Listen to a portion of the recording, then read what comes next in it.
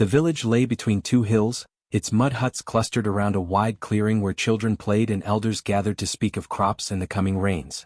From a distance, it looked like a place of harmony, with smoke rising gently from cooking fires, goats grazing lazily at the edge of the fields, and women balancing water pots on their heads as they walked back from the river. Songs often floated through the air, mingling with the rhythm of pestles pounding grain. Yet beneath this surface of cheer lived something darker, a cruelty woven into the laughter that echoed every day. That laughter did not always carry joy. Sometimes, it was sharpened into a blade meant to cut one's soul more than any other. Among them lived a girl, quiet and withdrawn, who had become the target of mockery since she was old enough to walk. She carried herself with the patience of one who knew no other way but endurance. When she entered the marketplace, whispers trailed behind her, and soon, whispers became chuckles, and chuckles became roars of laughter that made her cheeks burn. Some laughed at her clothes, patched and faded from too many hand-me-downs. Others mocked her small frame and the way she walked, as if every step carried a burden unseen. To them, she was not a person with feelings but a daily source of entertainment. Children were often the cruelest. They would mimic her gait, pull faces when she passed, and sing silly songs that twisted her name into an insult. Their shrill giggles filled the air, and when she turned away, they only grew louder, feeding on her silence. Neighbors joined in, their words dripping with casual cruelty, delivered as though mocking her was no more serious than laughing at a goat stumbling in the dust. Even relatives who should have shielded her added to the chorus, dismissing her tears as weakness, encouraging her to toughen her skin while secretly delighting in her humiliation. Every day she rose with the sun, and every day she braced herself for the sting of laughter. At the river, where women gathered to wash clothes and share news, she endured sidelong glances and jokes made loud enough for her to hear. At communal feasts, when others danced and clapped to the drumbeat, she sat quietly at the edge, knowing that if she dared to join, her movements would be imitated and exaggerated until the crowd howled. When she fetched firewood, boys followed her path, throwing sticks and laughter in equal measure. Their voices became her shadow, one she could never shake off. Over time she learned the power of silence. Though their words struck her like stones, she never gave them the satisfaction of an outburst. She kept her eyes lowered, her lips sealed, and her heart hidden. What they mistook for weakness was in truth observation, for while they mocked, she listened. She noticed who led the jeers, who followed, who remained quiet. She studied the rhythm of cruelty in her village as carefully as one might study the rhythm of a drum. She became a vessel that carried their scorn but did not spill it. Still the weight was heavy. At night, alone in her hut, she pressed her face into her mat and let the tears escape silently, where no laughter could find her. Her heart ached for kindness, for a word spoken without ridicule, for a hand that reached out instead of pointing in derision. Yet morning always came, and with it, another day of torment. She rose anyway, walked through the same paths, and endured again. To the villagers she was nothing more than a joke, a flaw to laugh at until their sides ached. But within her something was forming, like a seed buried deep in the earth, unseen yet growing. Each cruel laugh was rain to that seed, each insult the sun that fed it, and each day of endurance the soil that held it steady. They thought they were breaking her down, but in truth, they were shaping her into someone who saw beyond their smiles and masks. She carried her pain quietly, yet the silence around her was not empty, it was waiting. And though no one in the village knew it then, the very laughter they sharpened against her would one day echo back in a way they could not imagine. She grew older, yet the cruelty never softened, it only shifted its shape as the years passed. When she was small, the villagers mocked her clumsiness, the way she tripped on stones or spilled water from her calabash. As she grew into a young woman, their laughter found new targets. Her threadbare clothes that never seemed to fit, her lean frame that spoke of hunger more than beauty, and her quiet voice that often broke when she tried to speak. Every corner of her life became a stage where others performed their cruelty. The market, the riverbank, the communal gatherings, none of them offered refuge. In the market, the air buzzed with traders calling out the sweetness of their yams, the freshness of their palm oil, and the beauty of their fabrics. She moved quietly between the stalls, clutching the few cowries she had been given, hoping to make her purchases quickly. Yet even there her presence drew attention. A cloth seller would point to her worn wrapper and say loudly, "See how the rags hang on her like a scarecrow," while others around him chuckled. A fishmonger, handing her a small piece of tilapia, would laugh, "Careful, don't let it slip, your weak hands might let the river swallow it back."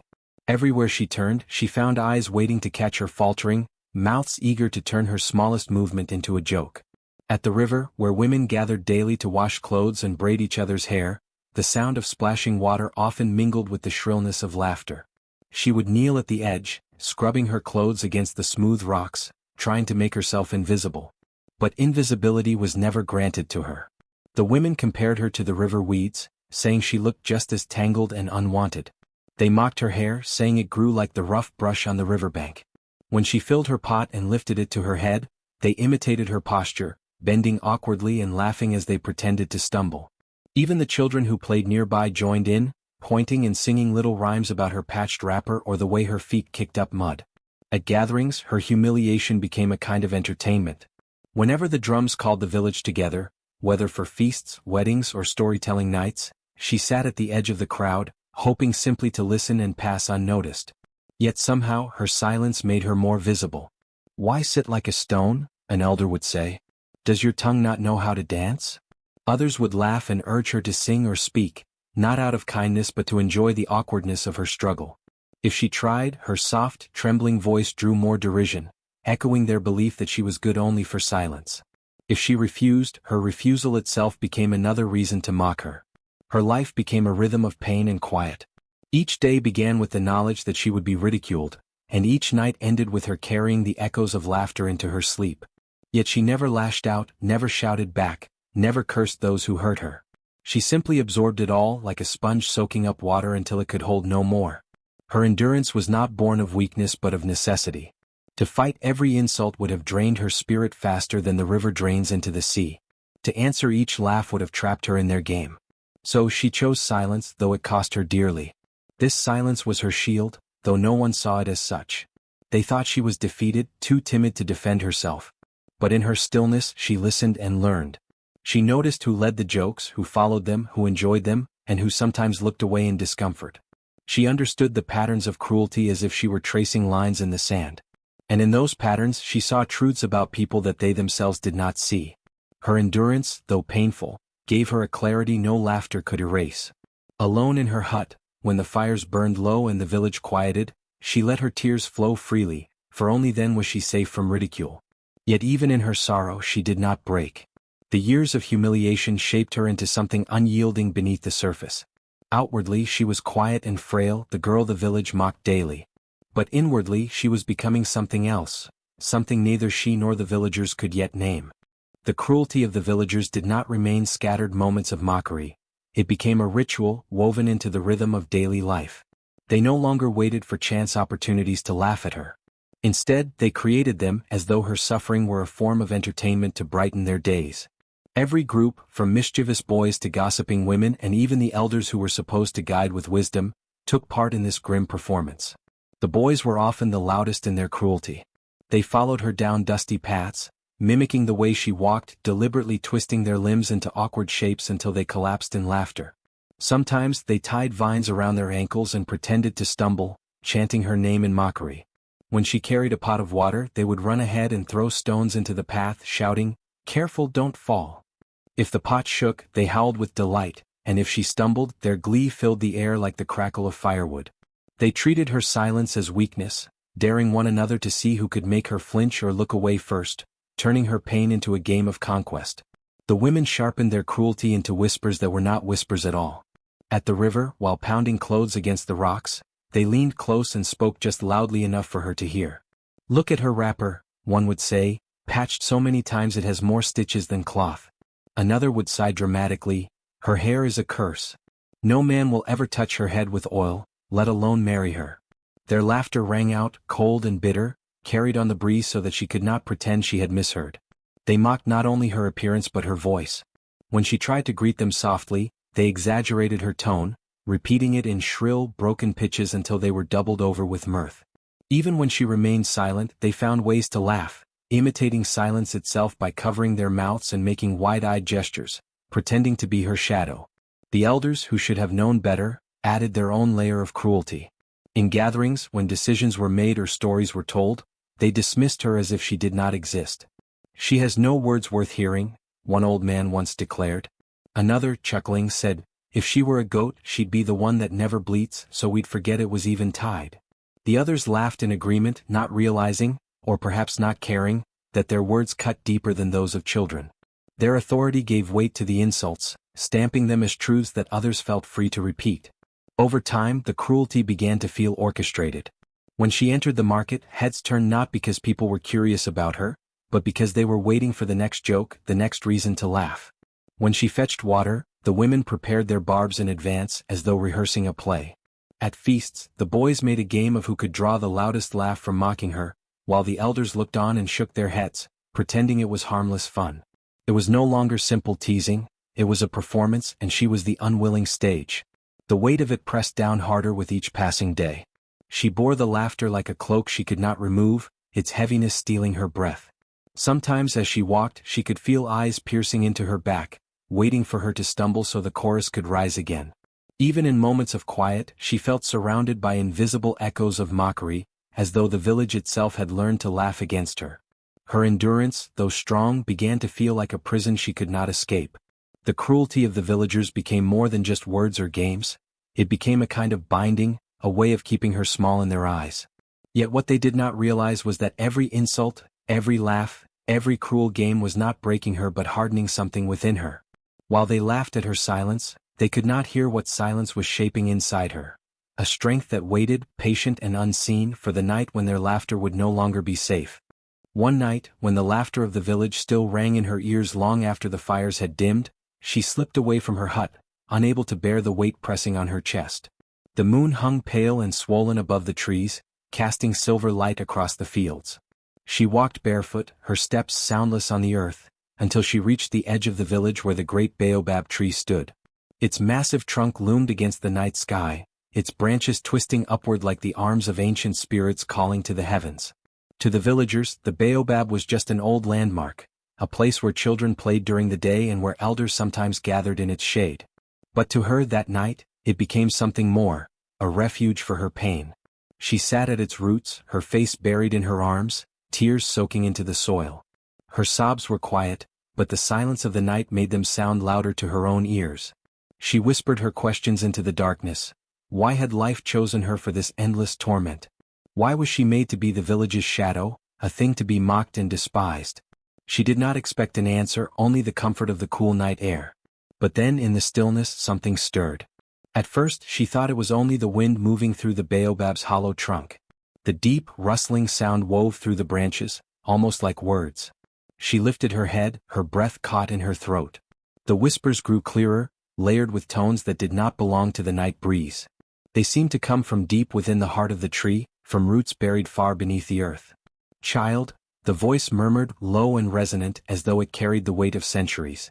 "You are not what they say you are." Her body tensed, fear rising within her.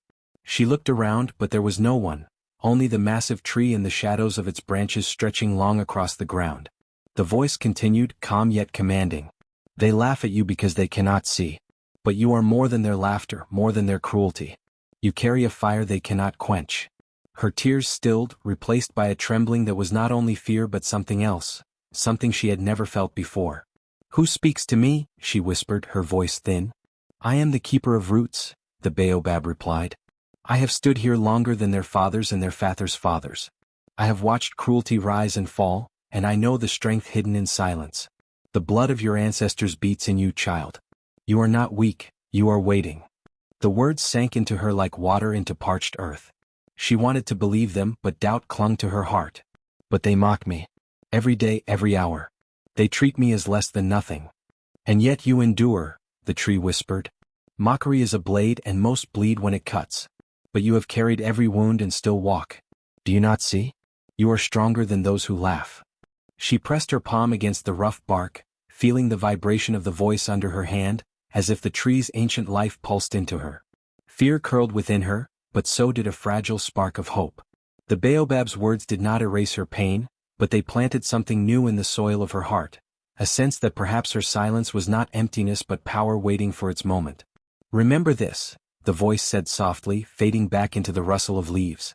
"The night will come when their laughter will fall silent, and you will rise. Do not fear what you carry, it is both burden and gift. When the time is right, the world will know your name." The whispers stilled, leaving only the night sounds, the chirp of crickets, the cry of a night bird, the sigh of the wind. She sat beneath the baobab, her tears drying on her cheeks, her heart pounding with both terror and wonder. She did not fully understand what she had heard, but she knew she could never return to the village as the same girl who had left her hut. Something had awakened in her that night, as old and enduring as the tree itself. The days that followed the whisper beneath the baobab carried a strange tension. The girl felt it first in her body, as though her very blood moved differently. At dawn, when she rose to fetch water, the air seemed sharper, alive with an energy she could not name. Her hands trembled as she tied her wrapper, not with weakness but with a force that pressed against her skin as if it sought release. She kept these sensations hidden, yet inside she knew something had changed. The tree's words lingered in her mind, echoing in the quiet of her nights. You are waiting. You will rise? The village meanwhile buzzed with excitement. A festival was approaching, one that marked the turning of the season. It was the time when drums would beat until dawn, when fires would leap high into the sky, when feasts would spill into the clearing and everyone would join in song and dance. Children practiced their steps in the dirt, women prepared baskets of yams, and men sharpened their instruments for the performance. For most it was a night of celebration. But for her it promised something darker. Festivals always brought her humiliation. In the open gathering before watchful eyes, the villagers found new ways to make her the butt of their laughter. She could already hear their plans whispered at the river. "This time we will make her dance," one woman said, laughter in her voice. "Let the whole village see how her legs twist like crooked sticks." The boys added their schemes too, talking loudly in the market. "We'll give her a calabash too heavy for her arms," one said, "and when she stumbles the laughter will shake the trees." Even the elders chuckled among themselves, saying, "It will be good to lighten the night with her clumsiness." Their words burned into her like hot stones, yet she answered with silence as always.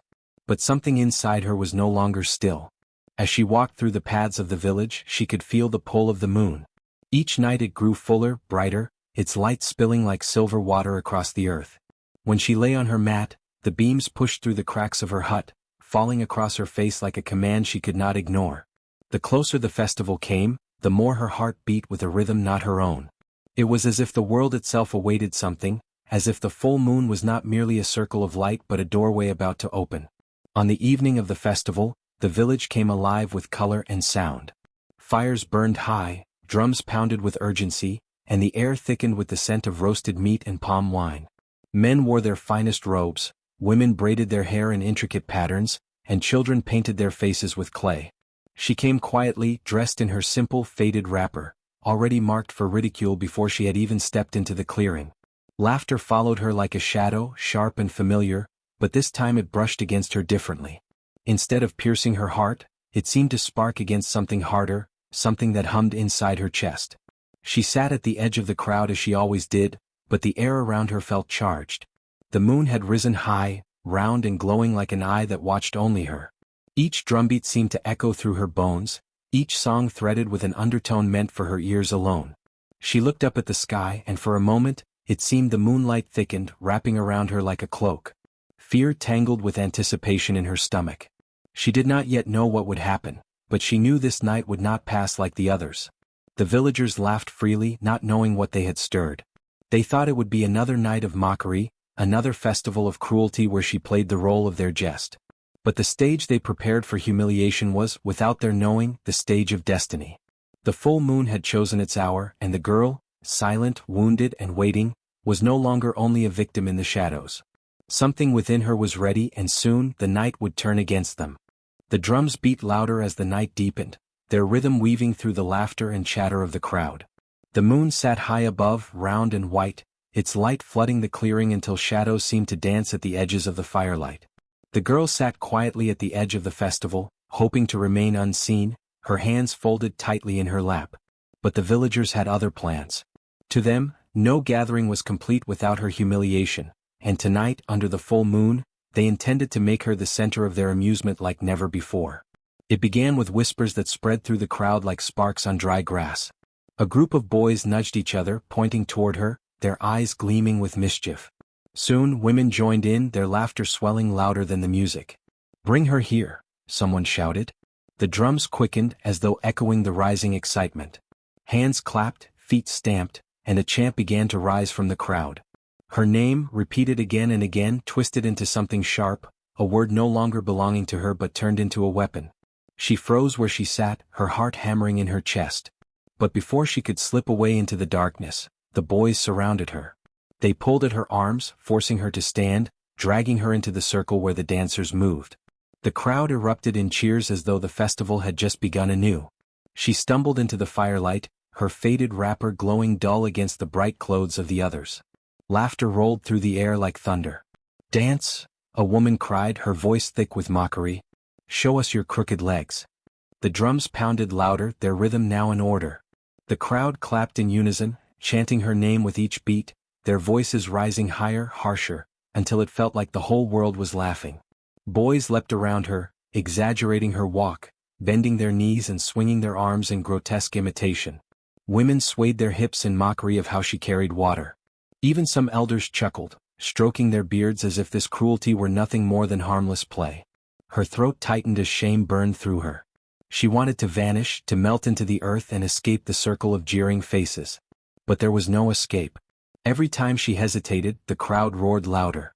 When she refused to move, boys shoved her shoulders, forcing her to stumble forward. Her humiliation was their feast, and they devoured it greedily. They gave her a calabash too heavy for her thin arms and ordered her to balance it on her head as they did in their games. The pot wobbled, nearly tipping, and the laughter surged like a wave. Children pointed, shrieking with glee. Men slapped their thighs, unable to contain their mirth. "See," someone shouted. "She cannot even carry what a child can." The chant of her name turned into a song, cruel and mocking, every note tearing at her dignity. Tears welled in her eyes, but she blinked them back, refusing to let them fall before her tormentors. Still, her misery was visible in every trembling step, every shiver of her hands. The villagers drank it in like palm wine, intoxicated by her suffering. They had mocked her daily in smaller ways, but tonight, under the gaze of the full moon, their cruelty reached its peak. They had not gathered only to celebrate, they had gathered to break her spirit in front of all, to make her humiliation the climax of the festival. The drums thundered, the chants grew wild, and the girl stood trapped in the circle, her body heavy with shame, her soul burning with something she could not yet name. Around her, laughter echoed like a storm without end. Above her, the moon glowed brighter than ever, watching silently as the cruelty of the village reached its cruelest height. She was alone at the center of their world, their jeers tearing at her like claws. They did not know that in forcing her to the edge of her misery, they were pushing her closer to the moment when misery would no longer be hers to bear alone. The jeering rose higher, the chant of her name like knives cutting through her chest, when something inside her snapped, not with sound, but with a silence that felt deeper than the noise around her. For a moment she no longer heard the laughter, no longer saw the mocking faces. She felt instead a great weight pressing down on her, a pressure that had been building for years, fed by every insult, every shove, every moment of cruel mockery. It pressed so hard that her body shook, her breath quickened, and then, like a bowstring breaking, the pressure released. The air shifted first. A strange wind stirred through the circle, though the night had been still only moments before. It carried dust and leaves, swirling around her feet, pulling at her tattered wrapper as though unseen hands tugged at her. The villagers hesitated, some laughing still, but the sound thinned with unease. "It is only the wind," someone muttered, but their voice lacked confidence. Then the ground beneath her feet trembled, just enough for cups of palm wine to quiver and for a child to cry out in surprise. The drums faltered as the drummers glanced nervously at one another, their hands hovering over the skins. The fire at the center of the circle flickered violently, flames bending sideways as if bowing to her. Shadows leapt and twisted across the villagers' faces, turning smiles into grotesque masks of fear. The girl's body burned as though a storm raged inside her veins. She opened her mouth, not to cry, not to beg, but to release a sound she did not know she carried. At first it was a single note, low, trembling, but so raw it cut through the air sharper than a blade. The chant of her name died instantly. Every head turned toward her, every throat closed in silence. Her voice rose again, stronger this time, carrying words that did not belong to her alone but to something greater, older, hidden deep within. Each syllable shook the air as if the world itself had been waiting for her to speak.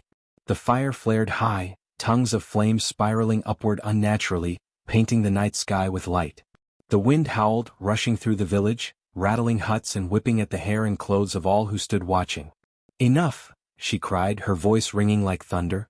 The villagers stumbled back, hands shielding their faces as though her words were more than sound, they were force. Those closest to her fell to their knees, unable to withstand the weight of her command. The calabash that had been forced into her hands shattered on the ground without her touching it, shards scattering like frightened birds. Children clutched their mothers, and the elders who had once laughed the loudest, now whispered prayers under their breath. No one dared move. The girls stood in the center of the circle, transformed, not in clothing or in form but in presence. Where they had seen weakness they now saw power, and it terrified them. The wind circled her like a living thing, lifting dust and ash into spirals that shimmered in the moonlight. The earth pulsed beneath her feet, each tremor matching the beat of her words. The firelight bent and swayed, bowing in rhythm with her voice, as though even the elements obeyed her. She did not understand what she commanded, yet the power flowed through her effortlessly, as natural as breathing. Some villagers fell prostrate, pressing their faces into the earth. Others tried to run, but the wind forced them back, pushing them toward the circle, making them witnesses whether they wished it or not. The laughter that had filled the night only moments ago was gone, replaced by gasps, cries, and the heavy silence of awe. The girl lifted her chin, her eyes glowing with a light that was not entirely human. She looked at the people who had mocked her, at the faces that had ridiculed her misery, and she felt no need for words of revenge. Her voice had already spoken her truth, and nature itself had answered. For the first time she was not the butt of their cruelty, she was the center of their fear, their respect, their trembling recognition. The drums, abandoned by their players, rattled as the ground shook once more. The huts creaked, their thatched roofs shifting. The moonlight seemed sharper, brighter, as though even the heavens bore witness to the awakening. Her power was not a trick, not a fleeting moment, it was real and it was undeniable. The villagers knew it too. They saw it in the way her shadow stretched impossibly long behind her, in the way the flames shaped themselves into patterns that mirrored her movements, in the way the very air seemed to hum when she spoke. She had been the girl they mocked, the one they thought broken, voiceless, powerless. Now she was something else entirely, something their chance could no longer touch, something beyond their control. As her final cry rang out, the wind dropped suddenly, the earth stilled, and the fire shrank back into its normal glow. The silence that followed was heavy, suffocating, filled with the weight of what they had just witnessed. No one laughed. No one spoke. They could only stare at the girl standing in the circle, her chest rising and falling, her eyes still burning with the remnants of power. She did not smile, did not gloat. She simply stood, and in her stillness there was more strength than in all their jeers combined. They had wanted to break her. Instead, they had awakened something that could never again be silenced. The night that had begun with drums, laughter, and cruel joy turned suddenly unrecognizable, as if the world itself had grown weary of their games. The villagers who had moments ago jeered and mocked, found their voices trapped in their throats. The girl stood at the heart of the circle, her eyes glowing faintly with the reflection of firelight and moonlight, her breath steady while chaos unfurled around her. The earth, once their steady friend, betrayed them with tremors that cracked the ground beneath their feet. Dust rose and huts swayed, their thatched roofs quivering as though caught in a storm. The laughter had been loud enough to drown the night, but now fear was louder. A scream pierced the silence when the first roof gave way. Palm fronds and beams crashed into the dirt, scattering food in pots. Men and women scrambled, pulling children close, as one hut after another groaned against the weight of unseen force. Some dropped to their knees, crying out to ancestors, while others tried to flee, only to find their paths twisted by shadows that seemed to move with purpose. The river that bordered the village, calm and low under the moonlight, began to rise without warning. Water swelled, creeping higher, carrying reeds and debris into the fields. Women shrieked as they watched the waters churn like a boiling pot, the surface alive with strange ripples. The men who had mocked her strength the most were the first to stumble backward, their eyes wide as the current surged where no wind should have stirred it. Shadows moved differently now. No longer bound to the bodies that cast them, they stretched long and thin, curling around huts and slithering across the ground like living spirits. They danced on the walls, mocking the villagers with grotesque imitations of their own forms. One woman tried to chase hers away, but the shadow twisted free, laughing silently in movements that did not match her body. Children clung to their mothers, their cries echoing through the madness. Through it all the girl did not falter. Where once her shoulders had drooped under the weight of shame, now they were squared, unyielding. She stood like a pillar at the center of their world turned upside down, her eyes unwavering. The villagers had always seen her as the weak one, the butt of their entertainment. But in that moment she was no longer theirs to mock, she was something beyond their understanding, a force wrapped in flesh. The elders, who had dismissed her as worthless, found themselves trembling as cracks split the ground beneath their stools. They tried to chant protective words, but their voices failed, their tongues heavy with fear. The boys who had mimicked her every step now cried out, shielding their faces from dust that whipped into their eyes. The women who had gossiped about her appearance pressed their faces into the dirt, begging forgiveness in whispers that went unheard. One by one, those who had taken joy in her pain felt the balance shift. The huts they had built with pride now betrayed them, their walls buckling. The river they had fished from all their lives surged like a beast unchained. The fire they had danced around spat embers at their feet, forcing them back. Even the moonlight, once soft and guiding, seemed harsher, exposing every sneer, every cruelty they had ever directed at her. The girl's presence bound it all together. She raised no hand, struck no blow, yet every element bent itself into a mirror of their sins. It was as if the world itself had been watching, patient, until she became its vessel. She looked at them, not with vengeance burning in her eyes, but with something far colder, far heavier, truth. They were finally tasting the weight of their own laughter.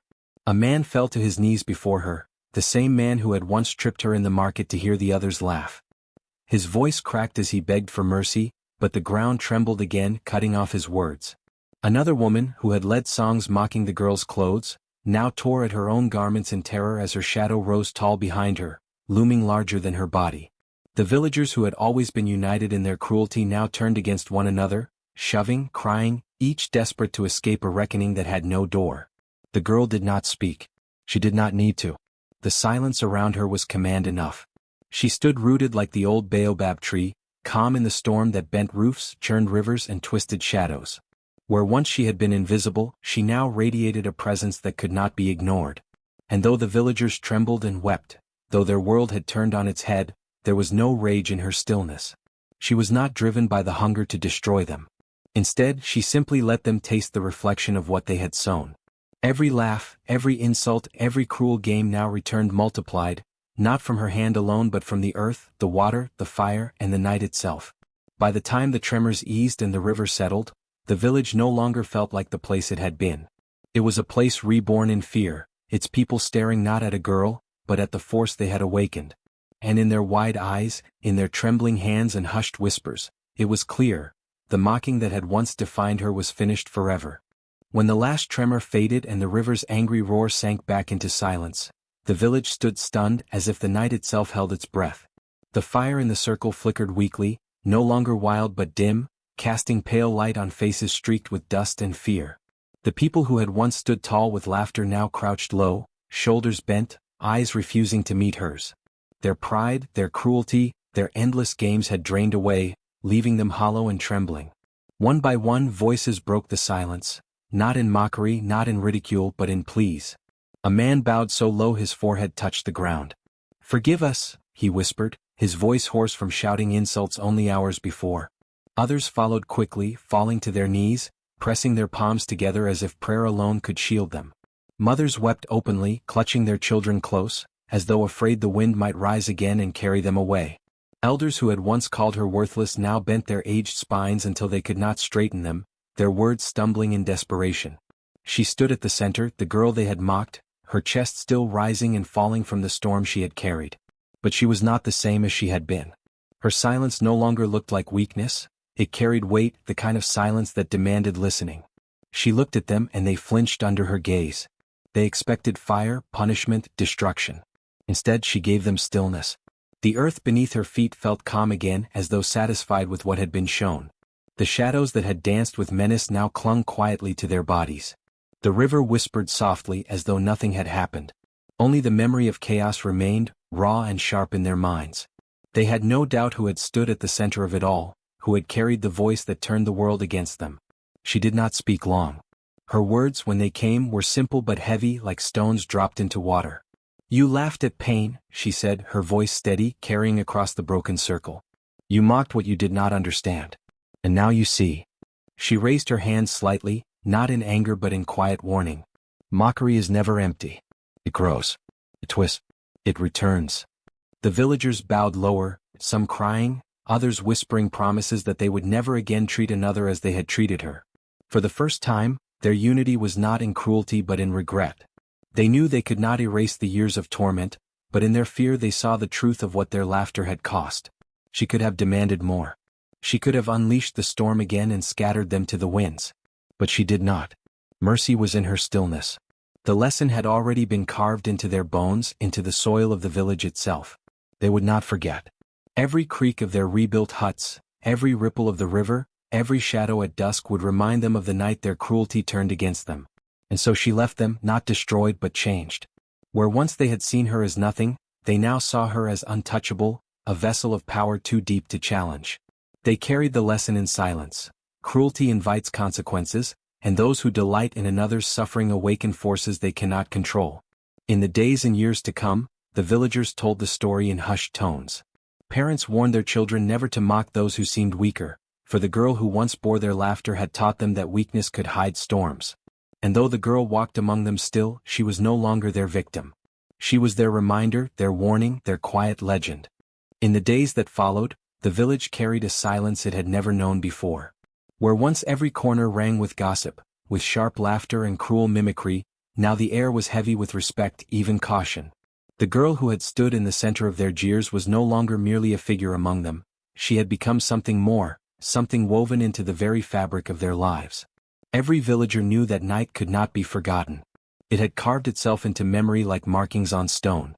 At first, they walked carefully around her, speaking to her only in hushed tones, bowing their heads as though she were no longer one of them but something greater. Mothers who had once scolded her now sent their children with food to her doorstep. Elders invited her to sit where once she had been shooed away. The boys who had mocked her in the fields lowered their eyes in shame whenever she passed. But it was not fear alone that shaped their behavior. It was recognition, the understanding that she had carried a strength none of them had ever imagined, a strength born from the very cruelty they had inflicted. With time, the story of that night grew into a tale. Around the fires at dusk, old men told wide-eyed children of the girl who had endured silence, whose patience had been deeper than rivers, and whose voice had carried the weight of the earth and sky. They described the roofs collapsing, the river swelling, the shadows moving like spirits, yet always they returned to her stillness, her refusal to destroy those who had destroyed her spirit for so long. In their telling, she was not just a girl.